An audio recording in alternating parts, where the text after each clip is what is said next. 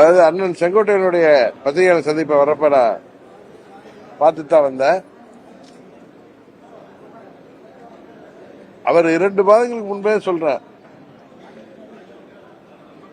அவர் பத்திரிகையாளர் சந்திப்புல எல்லோரும் ஒன்றிணையணும், அம்மாவின் தொண்டர்கள் எங்கிருந்தாலும் ஒரு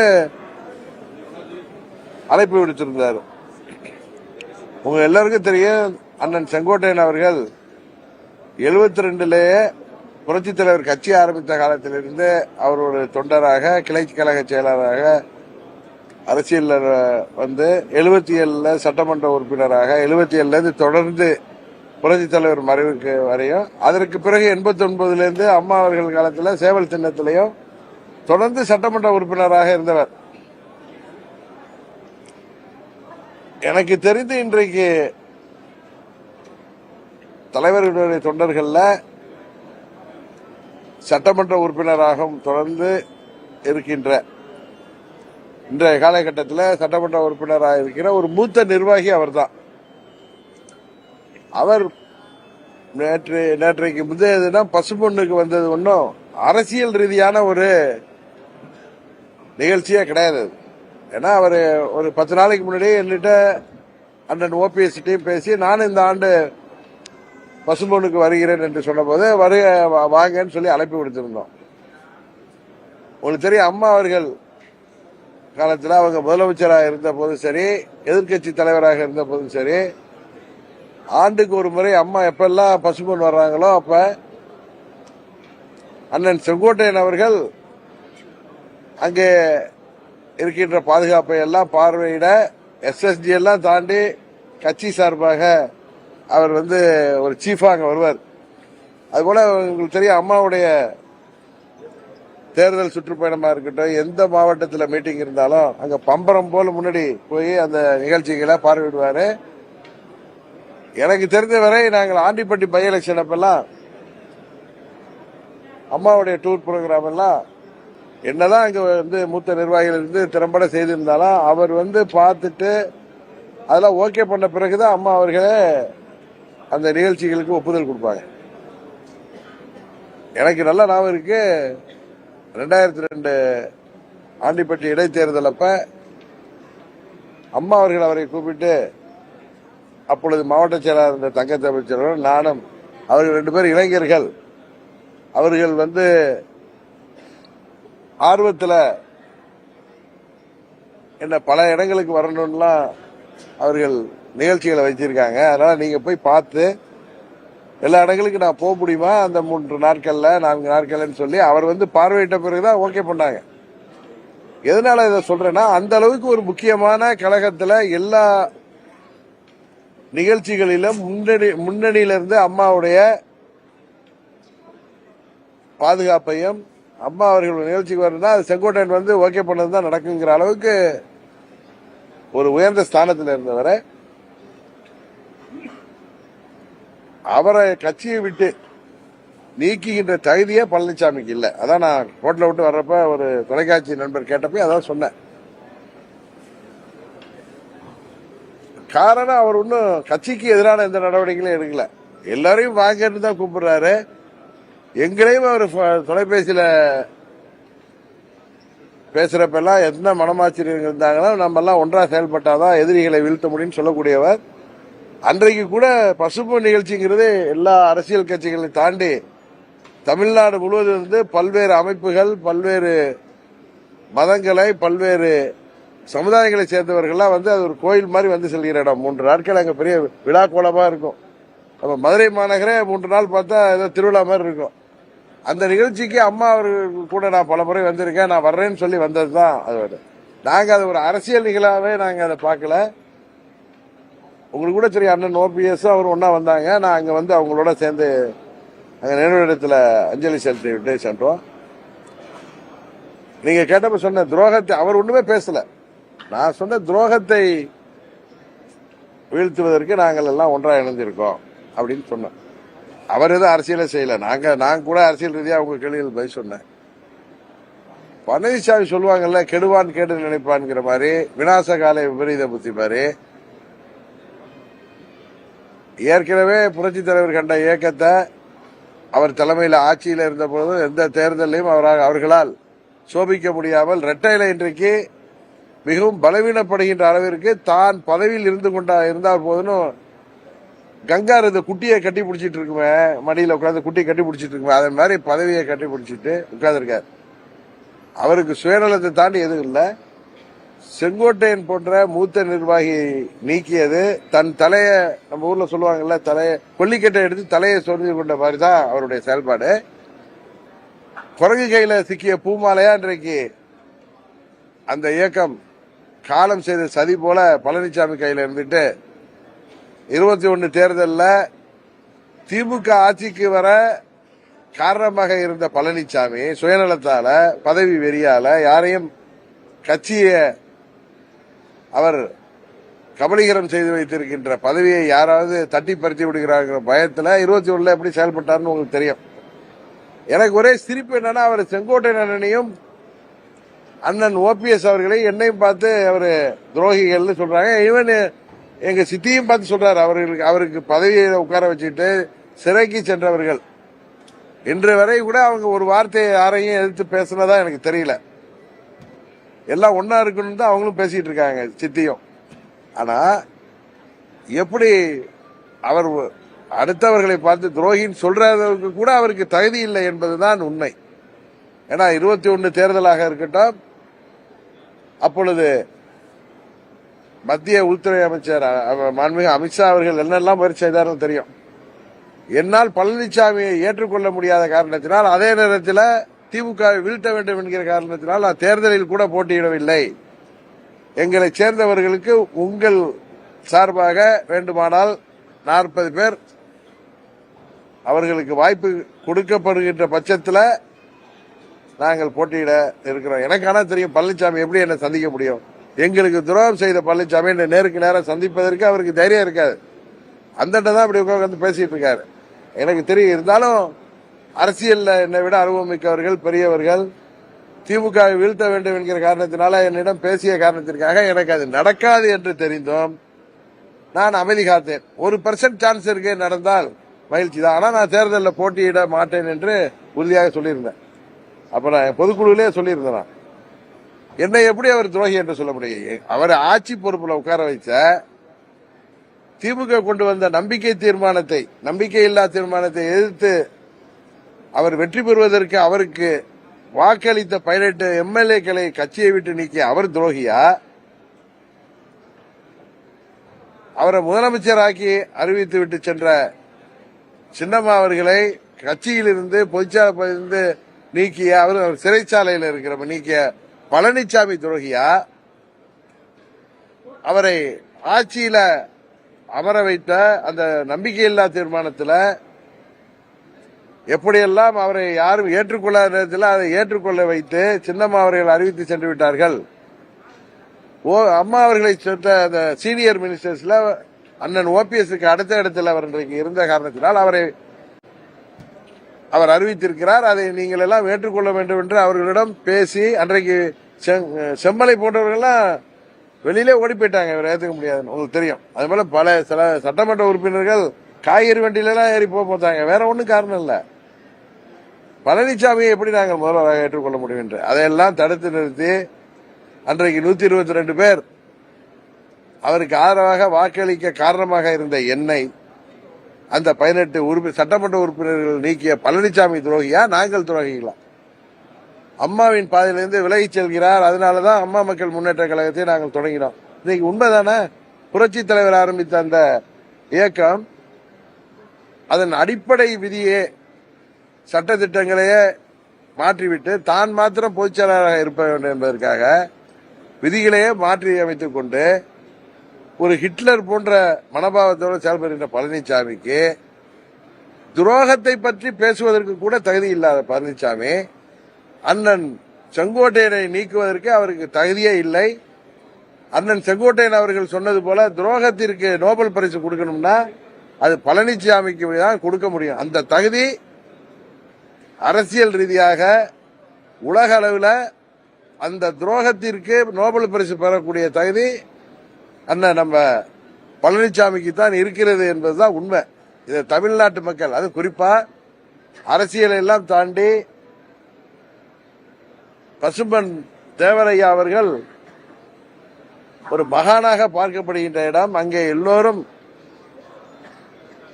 ஜாதி மதங்க பேதமின்றி கட்சி வித்தியாசமின்றி வந்து செல்கின்ற இடம். உங்களுக்கு அந்த 3 நாட்களும் அங்க திருவிழாவாக இருக்கும். அங்கு வராத அரசியல் கட்சியே இருக்காது.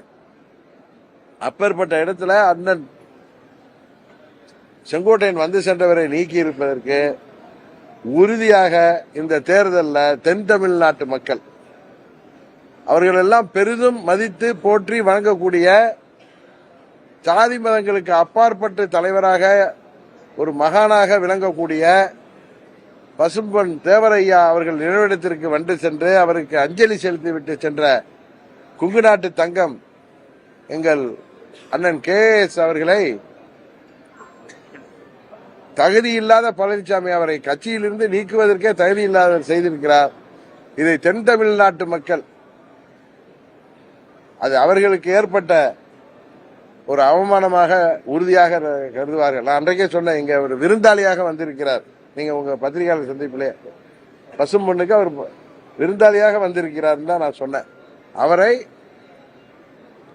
இவர் கட்சியை விட்டு நீக்கி அவரை வருத்தப்பட செய்திருக்கார். இதற்கு உறுதியாக இந்த தேர்தலில் எப்படி 21 தேர்தலில் பழனிசாமி ஆட்சி பொறுப்புக்கு வரவிடாமல் அவர் செய்த அரசியல் தவறுகளால் பொலிட்டிக்கல் பிளண்டர்னால ஆட்சிக்கு வரவிடாமல் செய்த அவருடைய அரசியல் தவறால் பாதிக்கப்பட்ட 104 சமுதாயத்தைச் சேர்ந்த மக்கள் அவரை அன்றைக்கு தோற்கடித்தார்களா, அதை விட மோசமான தோல்வியை அவர் தென் தமிழ்நாட்டில் சந்திக்க போகிறார். காரணம், செங்கோட்டையன் போன்ற மூத்த நிர்வாகி துரோகி என்று சொல்லி அவரை கட்சியை விட்டு நீக்கிற தகுதியே இல்லாத பழனிசாமி அதிமுகங்கிற கட்சியே இன்றைக்கு அழித்துவிட்டு எடப்பாடி திமுக நடத்தி கொண்டிருக்கிற பழனிசாமிக்கு எந்தவித தகுதியும் இல்லை என்பதுதான் அனைவரின் கருத்தும்.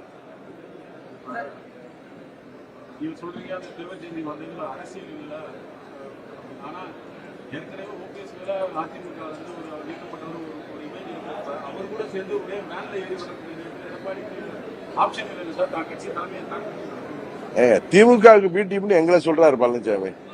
21 தேர்தலில் திமுக ஆட்சிக்கு வருவதற்கு காரணமாக இருந்தது பழனிசாமி. அவர் தான் பி டீம். இவர் இன்றைக்கு நன்றியோட இருக்கேன்னு சொல்றாரு பாஜகவுக்கு, எங்கள் ஆட்சியை காப்பாற்றி தந்தவர்கள் சொல்லி மோடிக்கு. 24 பாராளுமன்ற தேர்தல் என்பது மோடி அவர்களுக்கு எவ்வளவு முக்கியமான தேர்தல். இந்தியா முழுவதும் பாஜகவை சேர்ந்தவர்கள் என்டிஏ கூட்டணியை பலப்படுத்தி மீண்டும் மோடியை பிரதமராக்க வேண்டும் என்று செயல்பட்டுக் கொண்டிருக்கும் போது இவர் அந்த கூட்டணியை விட்டு வெளியேறி மோடி அவர்கள் பிரதமராவது இந்தியாவிற்கு நல்லதல்ல, அவர் ஜெயிக்க மாட்டார்லாம் பல மாநாடுகளில் பேசிய பழனிசாமி துரோகியா. அந்த 24 தேர்தலில் 39 தொகுதிகளிலேயும் திமுக வெற்றிக்கு வழி வைக்கின்ற விதமாக இவர் வேட்பாளர்கள் டம்மி வேட்பாளர்கள் போன்ற வேட்பாளர்களை போட்டு குறிப்பாக தமிழ்நாட்டில் பல இடங்களில் 3வது இடங்களுக்கு சென்று சில தொகுதியில் 4வது இடங்களுக்கெல்லாம் அந்த ரெட்டலையை கொண்டு சென்ற பாவம் பழனிசாமி செய்திருக்கார். அவருக்கு இவரை நீக்குவதற்கு தகுதியே இல்லை. அதுதான் என்னுடைய கருத்து.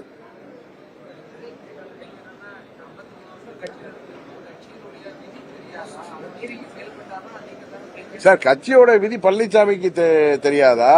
புரட்சி தலைவர் உருவாக்கிய கட்சி விதிகளை அதான் அவர் திமுகவில் தன்னை நீக்கப்பட்டுவதனால் எவ்வளவு மன வலிக்கு உள்ளாகி அவர் உருவாக்கிய அந்த விதி எந்த கட்சியிலும் இல்லாத விதியாக யார் வேண்டுமானாலும் பொதுச்செயலாளர் தேர்தலில் போட்டியிடலாம், அவரை பொது உறுப்பினர்கள் தான் தேர்ந்தெடுக்க வேண்டும் என்ற விதியை 2017 செப்டம்பர் 12ஆம் தேதி பொதுக்குழுவில் ஒருங்கிணைப்பாளர் இணை ஒருங்கிணைப்பாளர் பதவியை உருவாக்கி அதை பொதுக்குழு தான் தேர்ந்தெடுக்கணும் அப்படிங்கிற ஒரு சட்ட விதியை உருவாக்கி அதை கேவலப்படுத்தியவர் பழனிசாமி. பெரிய எதிர்ப்பு வந்ததும் அந்த விதிகளை தளர்த்திவிட்டு, ஆனால் பொதுச் செயலாளர் தேர்தல் எந்த தொண்டர் கூட வரலாங்கிற ஒரு இதை மாற்றி பல கடுமையான விதிகளை விதித்து அந்த விதிகளையே புறந்தள்ளியவர் போய் விதியை பற்றி பேசுறது எப்படி சரியாக இருக்க முடியும்?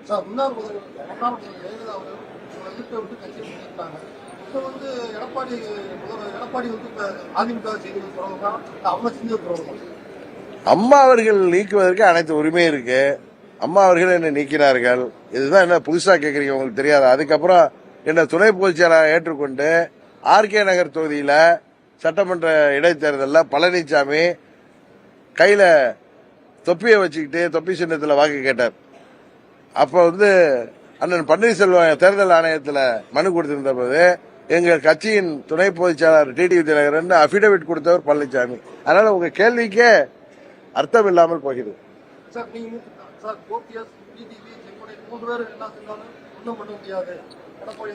நாங்க எதுவுமே பண்ண வேணாம். எடப்பாடியே தன் அழிவை தானே தேடிக்கொண்டிருக்கிறார்.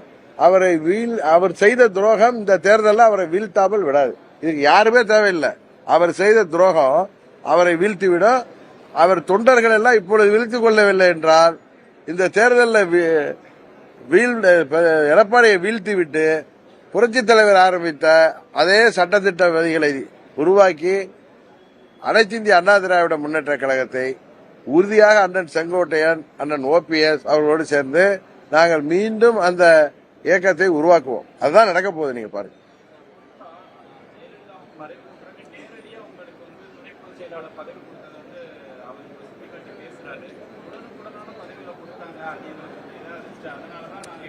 சார் அந்த துணை இப்பதானே பதில் சொல்ற, விடிய விடிய கதை கேட்டு சீதைக்கிற அந்த துணை பொதுச் செயலாளரை இவர் தான் எங்க கட்சியோட துணை பொதுச் செயலாளர் தேர்தல் ஆணையத்தில் அபிடவிட் கொடுத்தாரு. அவர் தான் ஆர்கே நகர் இடைத்தேர்தல் என்னெல்லாம் என்னை பத்தி பேசினாருன்னு உங்களுக்கு தெரியும். இன்றைக்கு அவர் எதையாவது சொல்லி சமாளிக்க வேண்டுங்கிறதுக்காக அவர் பேசிட்டு இருக்கிறதெல்லாம் ஒரு கேள்வி எடுத்து நீங்க கேட்கறது உண்மையாவே உங்க நேரத்தையும் என் நேரத்தையும் வீணடிப்பதாக தான் நினைக்கிறேன்.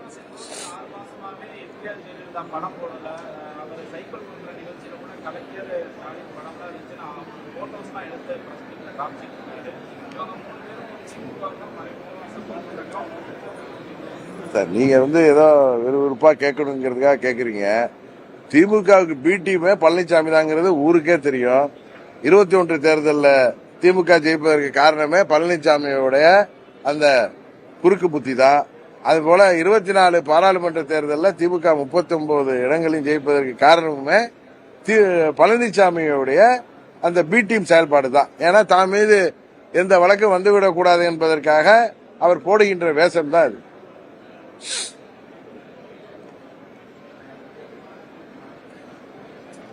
நீங்க ஒண்ணு கேட்கலையா?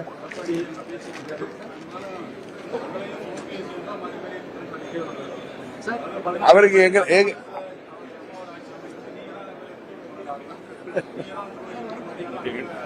அதாவது திருடிட்டு ஓடுற ரோட்ல ஒருத்தர் ஓடுறான்னு வச்சுங்க, பின்னாடி துரட்டிட்டு வருவாங்க எல்லாம் பிடிக்க. அப்ப அவன் என்ன சொல்லுவான், அந்த ரோட்ல நிக்கிறவங்க பிடிச்சிடக்கூடாதுங்க, திருட ஓடுறான்னு சொல்லிட்டு ஓடுற மாதிரி இன்னைக்கு பழனிசாமி அண்ணன் செய்து கொண்டிருக்கிறார். இந்த தேர்தலில் உங்களுக்கு சொல்ற பழனிசாமியின் துரோகம் வீழ்த்தப்படும். அதற்கு அம்மா மக்கள் முன்னேற்ற கழகம் தான் அதற்கான ஜனநாயக ஆயுதம். இதற்காக அம்மா மக்கள் முன்னேற்ற கழகம் எந்த ஆயுதத்தை கையில் எடுக்க போகிறது என்பதை நீங்கள் பொறுத்திருந்து பாருங்கள்.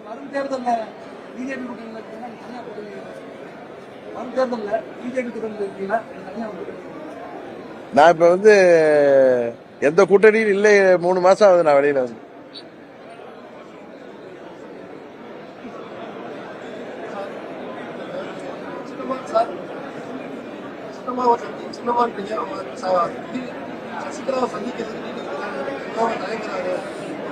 அப்படின்னு நீங்க சொல்றதுக்கெல்லாம் நான் பய சொல்றேன். அவங்க முதல்ல சின்னம்மா தாண்டி எங்க சித்தி அவங்க, புரியுதா? அத நீங்க முதல்ல அத சித்திங்கிறதுக்கும் சின்னம்மாவுக்கும் உள்ள வித்தியாசத்தை நீங்க புரிஞ்சுக்கிட்டீங்கன்னா அந்த கேள்வியை கேட்க மாட்டீங்க.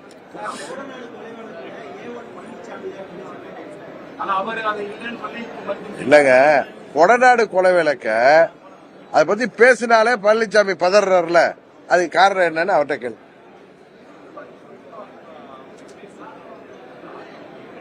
சார் நான் சொல்றேன் சார், துரோகம் செய்த பழனிசாமி தான் துரோகத்தை மறைப்பதற்கு அடுத்தவங்க மேல துரோகின்னு பட்டா சொல்றத இத நீங்க வேணா நீங்க உங்களுக்கு விறுவிறுப்பா இருக்குன்னு கேட்கலாம். எல்லாருக்கும் தெரியும், 3 வயது குழந்தைக்கு கூட துரோகம்னா அது யாருன்னா பழனிசாமி படத்தை கை காமிக்கும். அதுதான் இன்றைக்கு நிலைமை.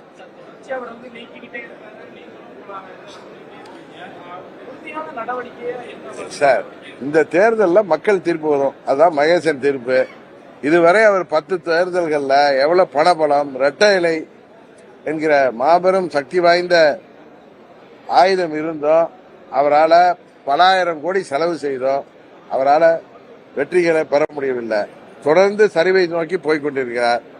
இன்றைக்குமே நீங்க இந்த மாதிரி அரக்கர்கள் கொஞ்சம் கொஞ்சமா தான் தங்கள் அழிவை சந்திப்பார்கள். கடைசியாக சூரசம்காரம் நடக்கிற மாதிரி 26 தேர்தல் வரும். நீங்க பொறுத்திருந்து பாருங்க.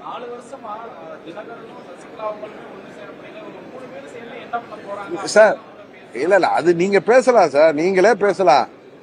இது அம்மா மக்கள் முன்னேற்ற கழகம். இது வந்து எங்க சித்தி ஜெயில இருக்கிறப்ப ஆரம்பிக்கப்பட்ட இயக்கம். இதுல நாங்க 2 பேரும் ரோட்ல ஒன்னா கை கோத்துட்டு நிக்கணுங்கிற அவசியம் இல்ல.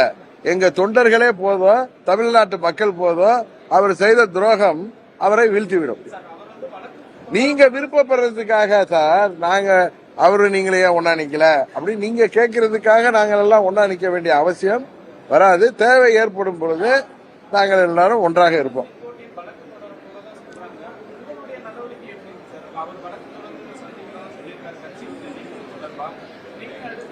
நாங்க எதுக்கு சார், நாங்க அம்மா மக்கள் முன்னேற்ற கழகங்கிற கட்சி ஆரம்பிச்சிருக்கோம். நாங்க ஜனநாயக ரீதியா பழனிசாமி வீழ்த்துவதற்கு நாங்கள் எடுக்க போகிற ஆயுதம் என்ன என்பதை நீங்கள் பொறுத்திருந்து பாருங்கள். அவ்வளவுதான் நான் சொல்ல முடியும்.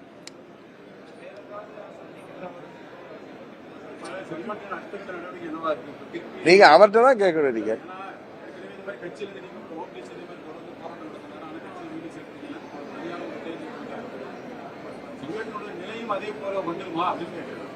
இந்த தேர்தலில் வெற்றி வந்து உங்கள் கேள்விகளுக்கு எல்லாம் பதில் சொல்லிடும். பழனிசாமியின் தோல்வி உங்கள் கேள்விகளுக்கு எல்லாம் பதில் சொல்லிடும்.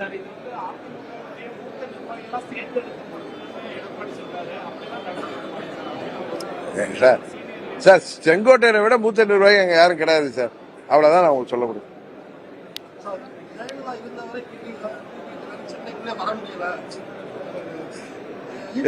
தம்பி நீங்க ஏதோ என்ன வந்து ஏதோ கோவப்படுத்தலான்னு கேக்குறீங்க. எனக்கு கோவமே வராது, பதில் தான் வரும். என் வீடே சென்னையில தான் இருக்கு, கற்பகங்காடன்ல தான் இருக்கு என் வீடு. புரியுதா? நான் வந்து அங்க 28 வருஷமா அந்த வீட்டுல தான் இருக்கேன்.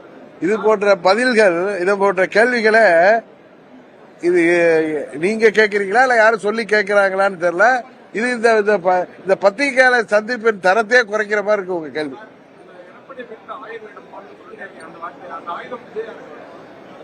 அந்த ஆயுதம் என்ன என்பதை பொறுமையாக இருந்து பாருங்கள் தான் நான் சொல்லுவேன். அது வந்து உங்களுக்கு தேர்தல் சமயத்துல தெரியும். ஆயுதத்தை எடுக்க போர்க்களத்துல தானே எடுக்க முடியும். அந்த நேரத்தை தெரியும். போர் வர்றதுக்கான சூழ்நிலைகள் உருவாக்கிட்டு இருக்கு. அதனாலதான் பழனிசாமி எதையும் புரியாம கொல்லிக்கட்டை எடுத்து தலையில சொரிஞ்சிட்டு இருக்க. புரியுதா? அவருடைய ஆயுதம் கொல்லிக்கட்டை தலையில வச்சுக்கிறது தான். எங்கள் ஆயுதம் நீங்க தேர்தல் நேரத்தில் பாருங்க சார். கொஞ்சம் வெயிட் பண்ணுங்க. 2-3 மாதங்கள் தானே வெயிட் பண்ண போறீங்க.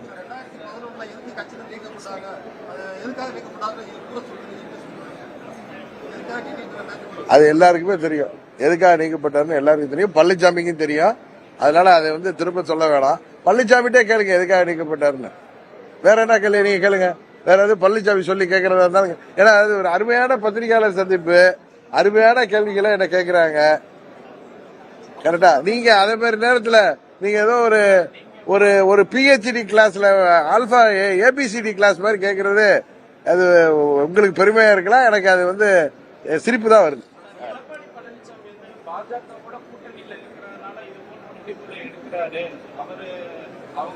ஏன் சார் 24 தேர்தல்ல யாரோட சார் இருந்தார் அவரு?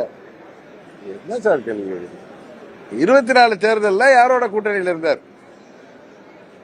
சொல்லுங்க. பாஜகவோட இருந்தாரா?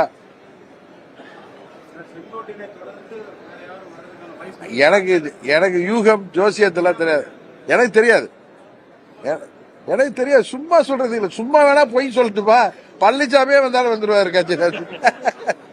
இப்பதான் சிரிக்கிறாரு இவரு.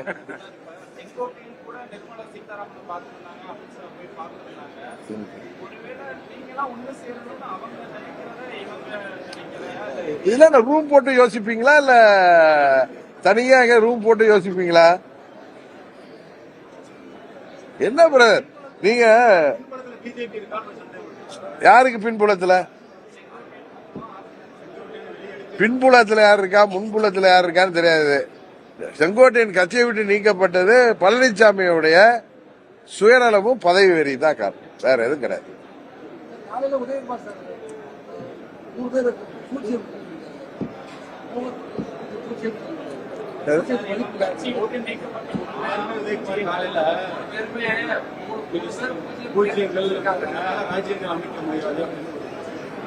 அவர் பெரிய மகான்ங்க, நீங்க அவர் பாருங்களா, அப்படியே ஒரு மகான் மாதிரியே இருக்காரு. அவருக்கெல்லாம் பதில் சொல்லக்கூடாதுங்க.